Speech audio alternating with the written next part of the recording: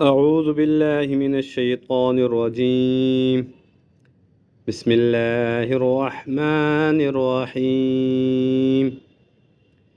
يا أيها النبي جاهد الكفار والمنافقين واغلظ عليهم ومأواهم جهنم وبئس المصير.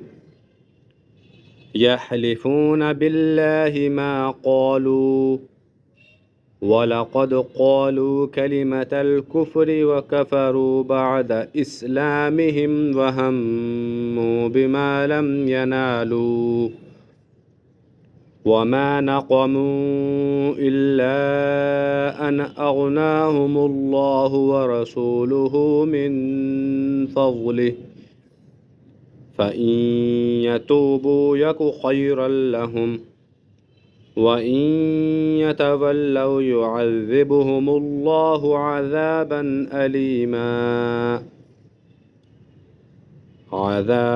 أليما في الدنيا والآخرة وما لهم في الأرض من ولي ولا نصير. ومنهم من عاهد الله لئن آتانا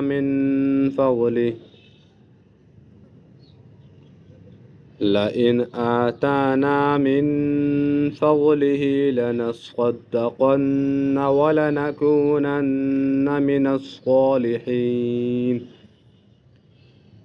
ومنهم من عاهد الله لئن آتانا من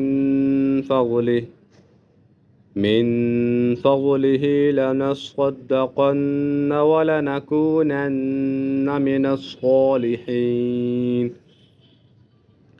فلما آتاهم من فضله بخلوا به وتولوا وهم معرضون.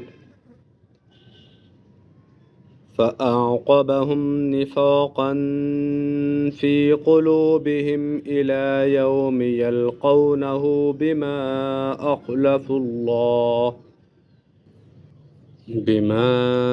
أخلفوا الله ما وعدوه وبما كانوا يكذبون.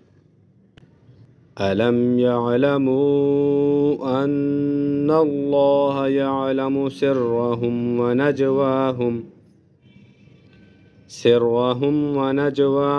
وأن الله علام الغيوب.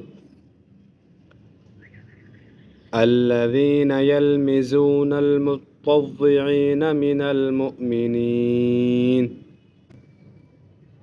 المؤمنين في الصدقات والذين لا يجدون إلا جهدهم فيسخرون منهم سخر الله منهم ولهم عذاب أليم.